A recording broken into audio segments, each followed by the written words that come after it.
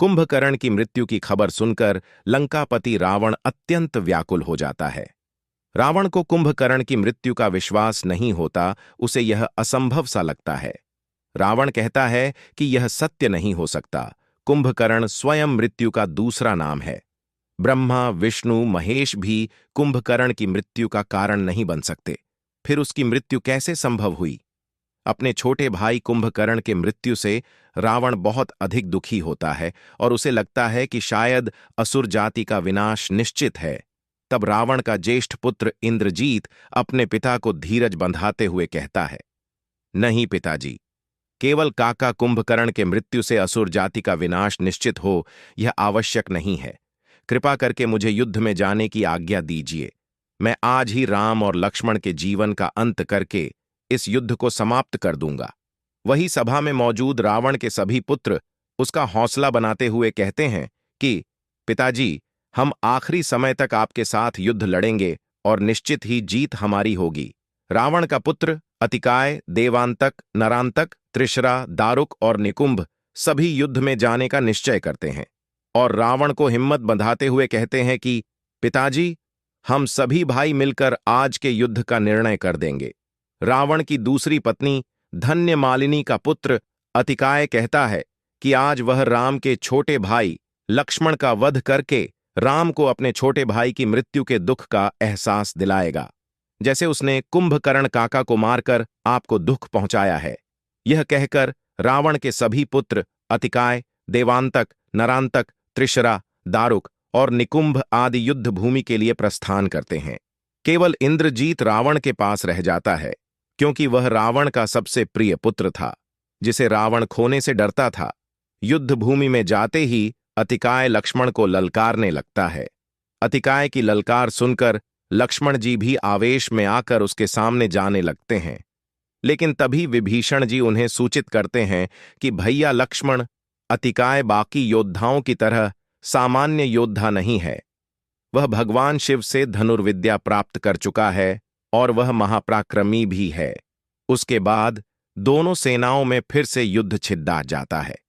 लक्ष्मण अतिकाय से युद्ध करने के लिए जा ही रहे होते हैं कि उससे पहले उनकी मुठभेड़ दारुक से हो जाती है। लक्ष्मण जी एक ही बाण में दारुक का सर धड़ से अलग कर देते हैं, जो कि अतिकाय के पास जाकर गिरता है। यह देखकर अतिकाय लक्ष्मण पर और भी अधिक क्रोधित हो जाता है और लक्ष्मण के साथ युद्ध करने लगता है। युद्ध में आया रावण पुत्र देवांतक महाबली हनुमान के सामने आ जाता है और दोनों के बीच में मल्लयुद्ध छिड़ जाता है। रावण का पुत्र देवांतक बहुत ही शक्तिशाली था, क्योंकि उसने देवताओं की शक्ति का अंत किया था, इसलिए उसका नाम देवांतक पड़ा था।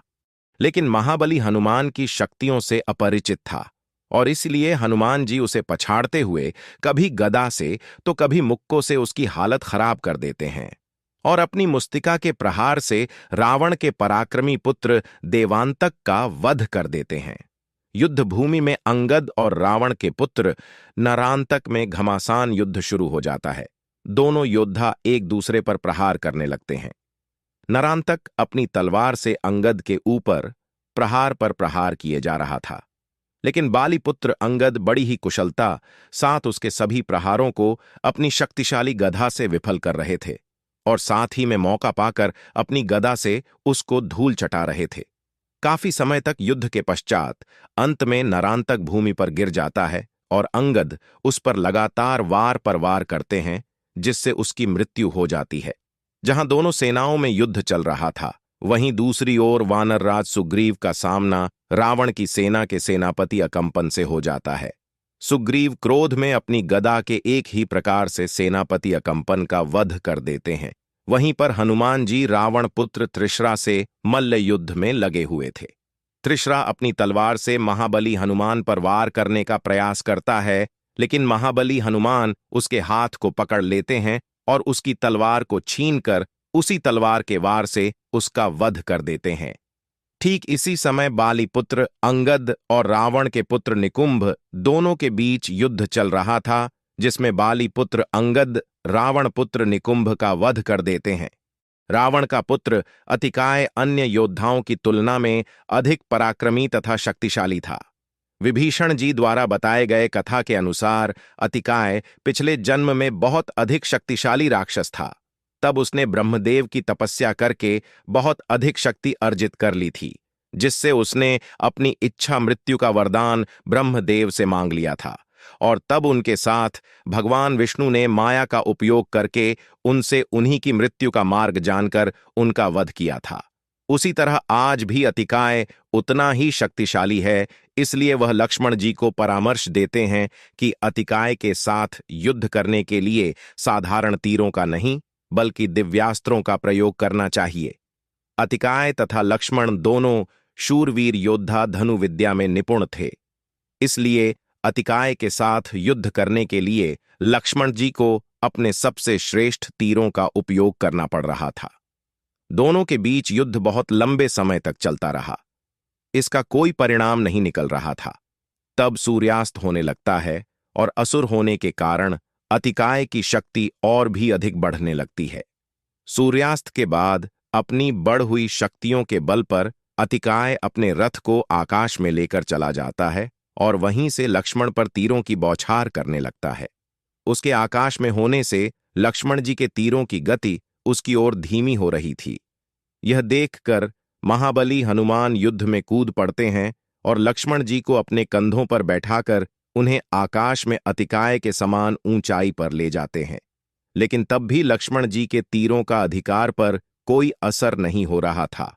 तभी ब्रह्मदेव प्रकट होते हैं और लक्ष्मण जी को बताते हैं कि अतिकाय की मृत्यु केवल ब्रह्मास्त्र से ही संभव है, इसलिए हे लक्ष्मण, आपको ब्रह्मास्त्र का प्रयोग करना चाहिए। ब्रह्मदेव का यह कथन सुनकर लक्ष्मण जी ब्रह्मास्त्र बाण का संधान करते हैं और उसे अतिकाय पर चला देते हैं। ब्रह्मास्त्र लगते हैं। रावण पुत्र अतिकाय आकाश से सीधा नीचे गिरता है और मृत्यु को प्राप्त हो जाता है। अतिकाय के साथ अपने इतने पुत्रों की मृत्यु की खबर सुनकर रावण शोक सागर में डूब जाता है।